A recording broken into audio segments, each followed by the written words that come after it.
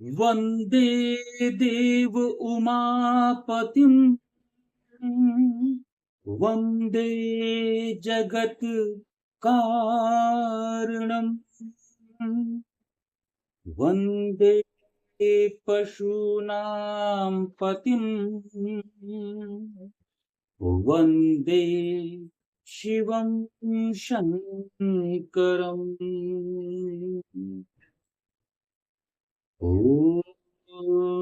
कर्पूरगौरं करुणावतारं संसारसारं भुजगेन्द्रहारं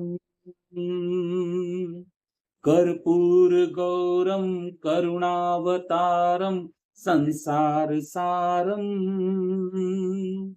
भुजगेन्द्रहारम् सदा वसन्तं हृदयारविन्दे सदा वसन्तं हृदयारविन्दे भवं भवानी सहितं नमामि भवं भवानी सहितं नमामि कर्पूरगौरं करुणावतारं संसारसारं भुजगेन्द्रहारम् संसारसारं भुजगेन्द्रहारम् सदा वसन्तं हृदयारविन्दे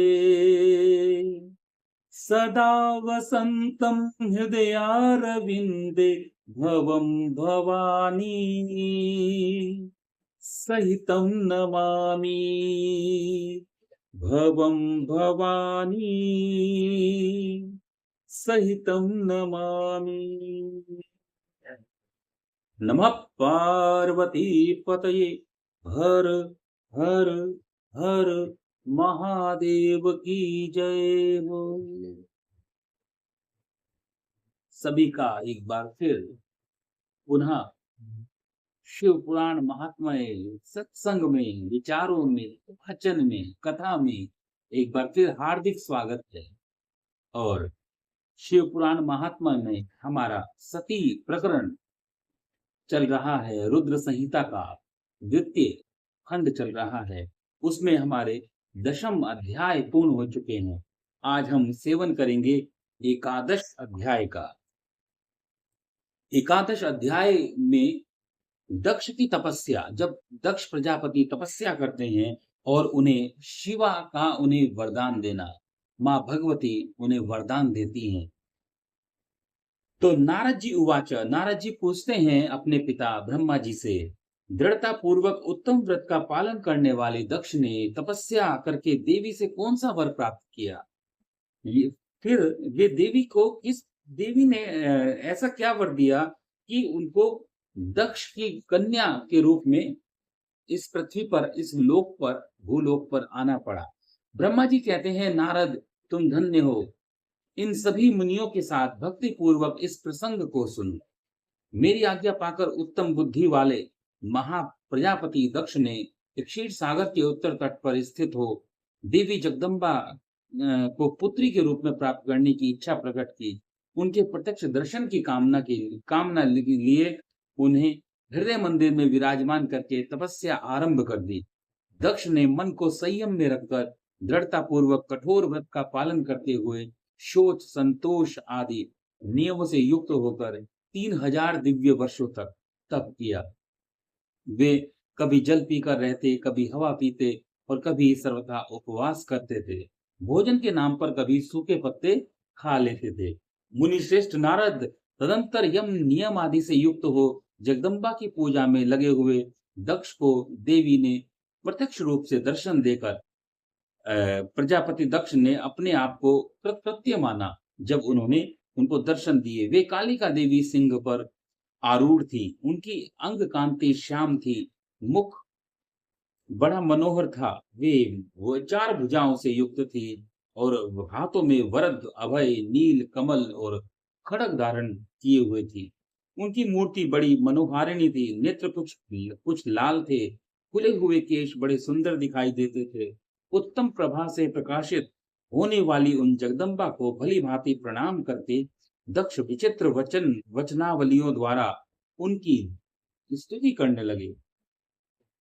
दक्ष ने कहा, जगदम्बा महामाये जगदीशे महेश्वरी, आपको नमस्कार है। आप कृपा करके अपने स्वरूप का दर्शन कराया है। भगवती आद्या, मुझ पर प्रसन्न होइए।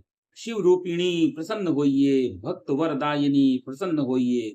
जगन माये, आपको मेरा नमस्कार है। कहते हैं, प्रसीद भगवत्यापाद्ये, प्रसीद शिव रूपिणी, प्रसीद भक्त वरदे, जगन माये नमोस्तुते। ब्रह्मा जी कहते हैं, मुने संयत चित्त वाले दक्ष के इस प्रकार स्तुति करने पर महेश्वरी शिवा ने स्वयं ही उनके अभिप्राय को जान लिया। तो भी दक्ष से इस प्रकार कहा, दक्ष, तुम्हारी इस उत्तम भक्ति से मैं बहुत संतुष्ट हूँ। तुम अपना मनोवांछित वर जो चाहते हो वो मुझसे मांग लीजिए।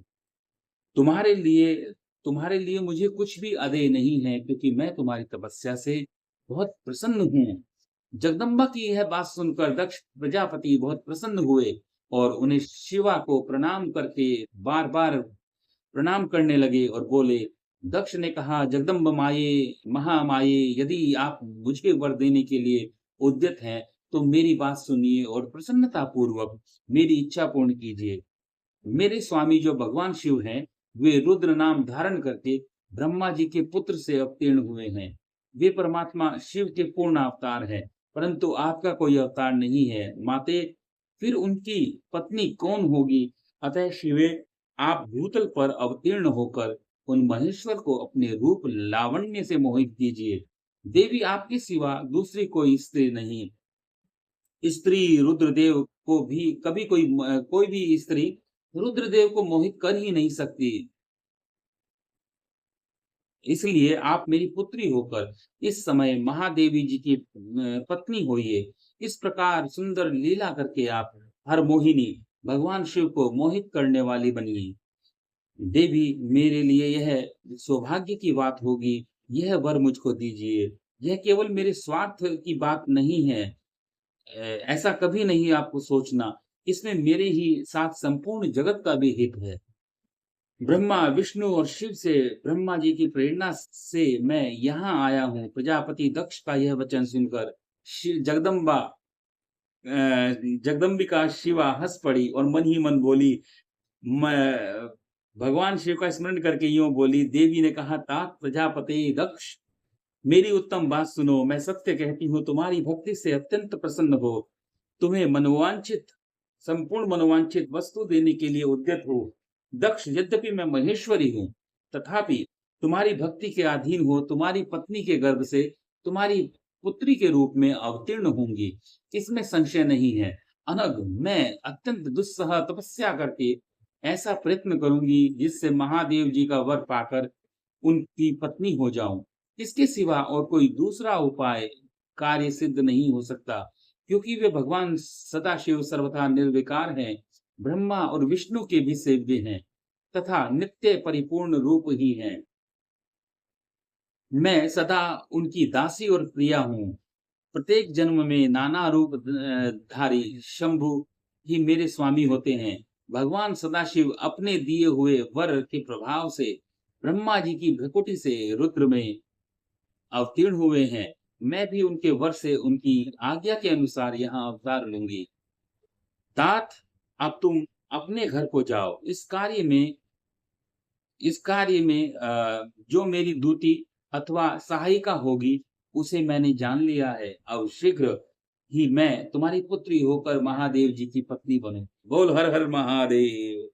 दक्ष से यह उत्तम वचन सुनकर मन ही मन शिव की आज्ञा पा करके देवी शिवा ने मन ही मन शिव के चरणों बिंदों का चिंतन करते हुए फिर कहा, प्रजापति, परंतु मेरा एक प्रण है, उसे तुम्हें सदा मन में रखना चाहिए। मैं उस प्रण को सुना देती हूँ, तुम उसे सत्य समझो, मिथ्या ना मानो। यदि कभी मेरे पति तुम्हारा अनादर घट जाएगा, तब उसी समय मैं अपने शरीर को त्याग दूंगी, अपने स्वरूप में लीन हो जाऊंगी अथवा दूसरा शरीर धारण कर लूंगी। मेरा यह कथन सत्य है प्रजापति।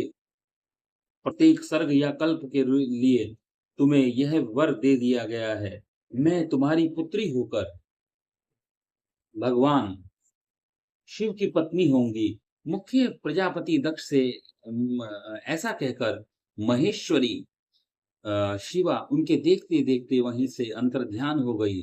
दुर्गा जी के अंतर्ध्यान होने पर दक्ष भी अपने आश्रम को लौट गए और यह सोचकर प्रसन्न रहने लगे कि देवी शिवा अब मेरी पुत्री होने वाली है।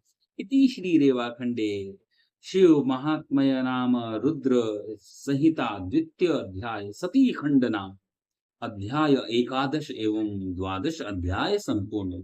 बोल शंकर भगवान की जय।